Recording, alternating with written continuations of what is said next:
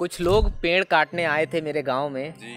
कुछ लोग पेड़ काटने आए थे मेरे गांव में, बहुत धूप है कहकर बैठ गए उसी की छांव में। उसी की छाँव में। तो इन्हीं पंक्तियों के साथ आज का ये इंटरव्यू, ये पॉडकास्ट हम शुरुआत करते हैं। Very good. सर, सबसे पहले तो आपका बहुत बहुत स्वागत है आज के इस पॉडकास्ट में।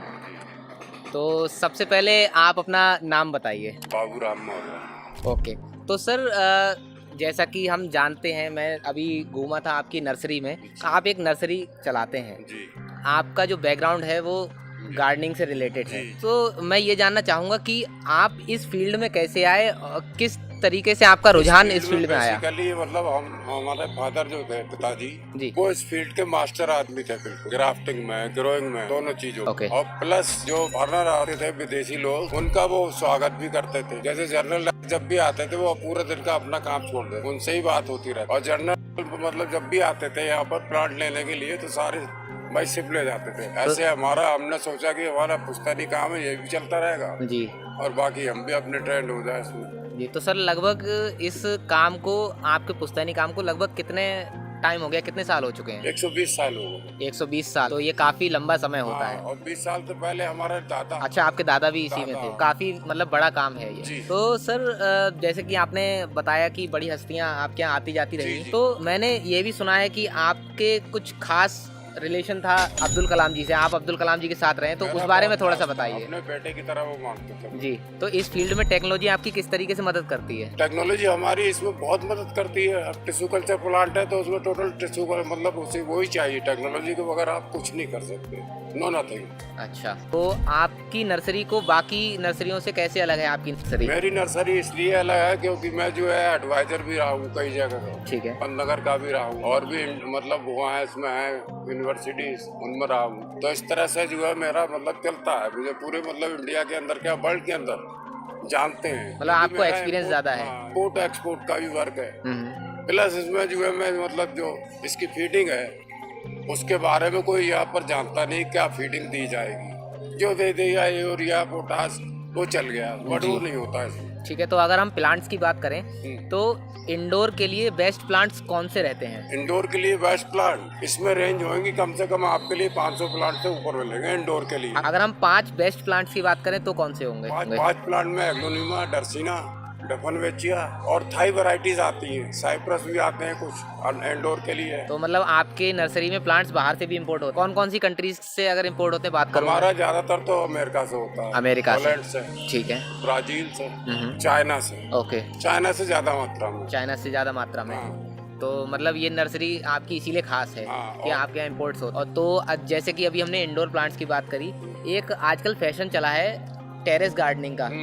तो उसमें क्या क्या चीजें हमें चाहिए होती हैं, उसको हम कैसे मेंटेन कर सकते हैं? वो टेरेस गार्डन में मेंटेन नहीं कर पाते हैं। उसमें जो जितने भी है इसमें जुड़े हुए हैं आर्किटेक्ट है। आर्किटेक्ट की जबकि उसमें जरूरत ही नहीं है। ठीक है। एक सीट नीचे डाल दी जाती है, उस पर कोकोपीट डाल दी जाएगी और उसमें फुल आर्गोन डाल दी जाएगी जो कि मतलब 5 साल कम से कम चले। ठीक है। और सॉइल लेस रहेगा वो, सॉइल लेस, मतलब वजन भी नहीं आएगा और चलता भी अच्छा रहेगा। टेरेस गार्डनिंग के लिए बढ़िया है। उसको ट्रेनिंग चाहिए, मतलब वो काम उनका नहीं है आर्किटेक्ट का। नेसेसरी घुसे हुआ, ये मिट्टी डाल दो, ये पाउडर कर दो, ये ले करते रहते। तो अगर कोई व्यक्ति पर्सनली अगर किसी आर्किटेक्ट की मदद ना ले, जैसे कि मैं आम आदमी हूँ अगर, तब हम कर सकते हैं। तो हम उसको किस तरीके से करें? शुरुआत कहाँ से करें टेरेस शुरुआत की? क्या है, कोई है कि मतलब फ्लोरा नर्सरी कोई आएगा, हमसे पूछेगा, हम बता देंगे। हमें जरूरत भी नहीं है काम हमसे कराए या ना कराए। हाँ। उसमें क्या क्या चीज डलेगी वो ऑर्गेन पूरे कर देंगे। मतलब ये है, एडवाइस तो लेनी है। एडवाइस पूरी दे देंगे। मतलब अगर नॉलेज नहीं है तो इसमें नहीं घुसना चाहिए। नहीं घुसना चाहिए। इंडोर के बाद अब हम आउटडोर पे बढ़ते, तो आउटडोर के लिए आपने बताया कि है तो बहुत सारे। प्लांट की डे लेंथ पहचाननी पड़ेगी। ऐसे नहीं मतलब आयरा गहरा जो है जैसे कह दिया आर्किटेक्ट ने ये लगा लो, वो लगा लो, वो लगा लो। हर प्लांट की अपनी एक डे लेंथ होती है, रिक्वायरमेंट होती है, खाने की,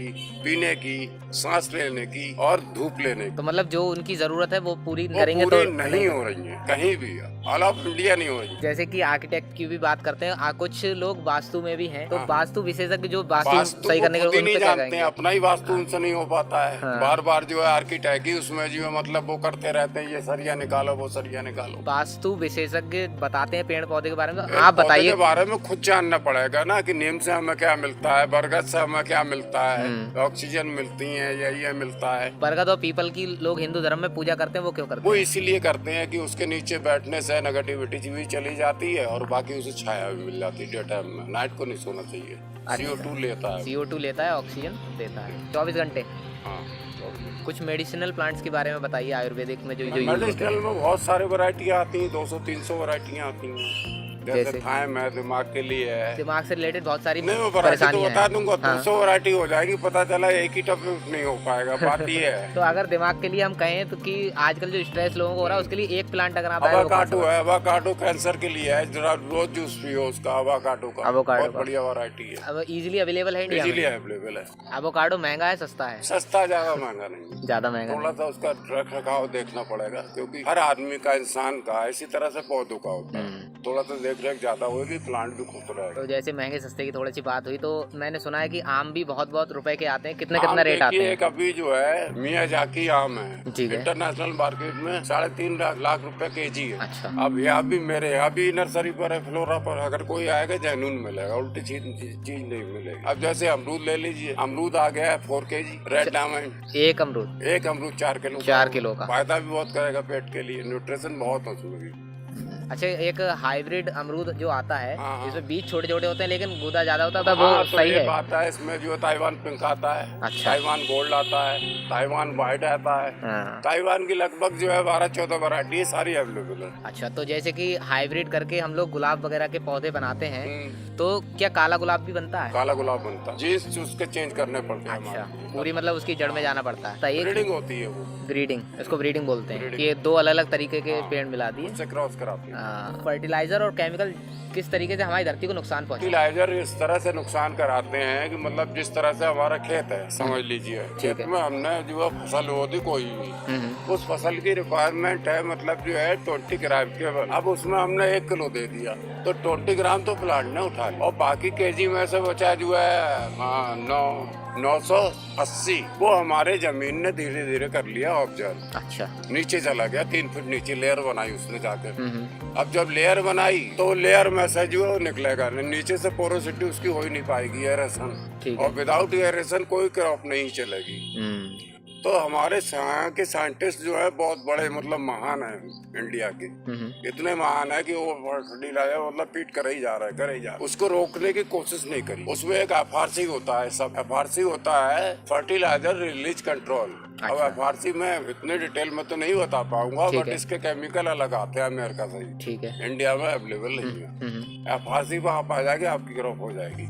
अच्छा। पहले 7 क्विंटल मतलब जो है गेहूं और धान होते थे, अभी देखिए कि आप जो है 2-2.5 क्विंटल पे चले गए हैं, सिर्फ केमिकल्स की वजह से। अभी और चले जाएंगे अगर इसने ये उपाय नहीं करा, वो लेयर नहीं तोड़ी नीचे की। तब 3 फीट की लेयर एक मशीन आती है, वो उसकी है चाइना की, वो ट्रैक्टर में लगेगी और उसकी एक लेयर तोड़ेगी 6-6 फीट पर, तो वो जो है उसकी एरेशन और पोरोसिटी जितनी है सारी कुछ जो है एक्टिव हो जाएगी। तो फिर से वही पुरानी चीज, वहीं हम आ सकते हैं। तो पहले की जो जमीन की गुणवत्ता थी और आज में क्या अंतर महसूस हो रहा फर्क हो गया, बहुत बेकार हो गई। अच्छा, तो एक सवाल और कि अगर कोई प्राकृतिक तरीके से मिट्टी को तैयार करना चाहे फसल के लिए, तो कैसे कर सकता है? वो फिर उसका उपाय बच्चा जो है मतलब जो कोकोपीट के अलावा आप नहीं मिला सकते, उसमें 10% ऐड कर सकते हैं सॉइल अपनी। कोकोपीट, कोकोनट की होती है, कोकोनट की जो खाल से। हाँ। अच्छा, तो वो भी अवेलेबल है मार्केट में? वो भी है। कहाँ से ले सकते हैं? कहीं से भी ले सकते हैं। कोई 2 ऐसे प्लांट बताइए जो हर घर में होने चाहिए, कंपलसरी। एक तो तुलसी जरूरी है,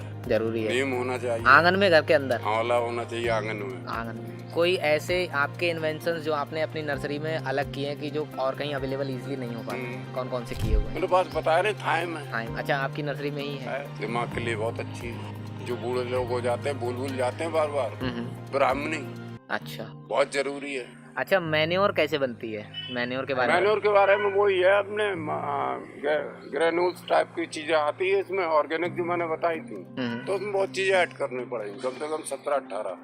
अच्छा, तभी आ पाएगा। आजकल फैशन चला है एक वर्मी कंपोस्ट का। नहीं, वर्मी कंपोस्ट में आपको ठीक है, बस सोलराइजेशन के लिए ठीक है, एयरेशन के लिए वर्मी कंपोस्ट ऐड करके, बाकी भी उसमें मिल तो नहीं रहा है। नाइट्रोजन मिल रहा है बस। तो अब हम अगर थोड़ा सा व्यापार की ओर बढ़े, जी, कोई अगर गार्डनिंग में अपना करियर बनाना चाहता है तो क्या ये एक सफल करियर है? ये तो सफल है ही, मगर उतना नॉलेज भी तो लेनी पड़ेगी उसको।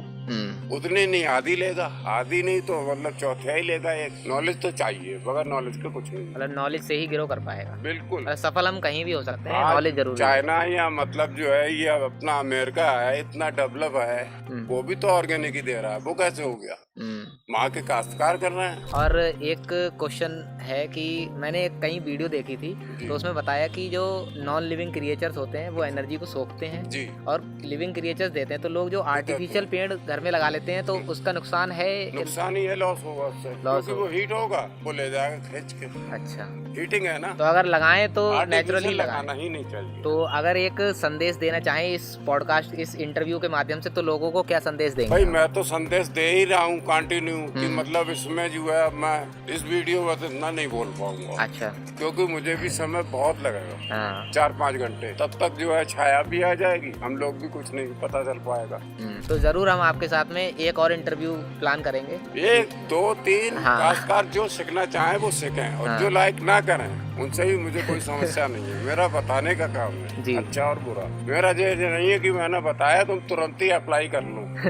10 बार सोचने पर अगर अच्छा लगा तो ये करो, अदरवाइज कोई जरूरत नहीं। तो आज के इस इंटरव्यू में आपको कैसा लगा? मुझे तो सही लग रहा है। मुझे मतलब सही इसलिए थोड़ा मतलब नर्वस हूँ मैं कि मतलब जो है तुम्हें बोलने में, पूरी बात बताने में समय बहुत लगेगा। जी जी। इंटरव्यू तो मतलब जो मैंने काश्तकारों को मतलब अपने जो है जो गार्डनर्स होते हैं, जो लोग उन्हें जितना शौक है, इंटरव्यू तो ना बेटर लगेगा ही लगेगा। आएंगे भी कुछ लोग इस माध्यम से पूछने, बताया जाएगा जो पूछेंगे। इससे बात करके आपको कैसा लगा? मुझे बहुत अच्छा लगा।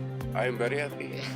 I am happy too. तो सर आपके साथ में आगे भी हम कई इंटरव्यू प्लान करेंगे, तो आशा करते हैं कि लोगों को पसंद नहीं, आएगा ये आपकी इंटरव्यू। मैं मतलब उसमें जो है लिख कर रखूंगा आपके लिए। जी क्योंकि एकदम ध्यान भी तो नहीं आती ना चीजें। जी जी। तो एक लिख कर रख लूंगा किसी भी चीज पर। अभी बहुत सारे टॉपिक्स अनछुए रह गए हैं। हाँ, अब वो बहुत बड़े है। बड़े टॉपिक्स नहीं, हैं। बड़े टॉपिक बहुत जी, ब्रॉड है बहुत। ठीक है सर, तो आज का ये इंटरव्यू यहीं समाप्त करते हैं। आपके साथ बात करके बहुत अच्छा लगा। धन्यवाद।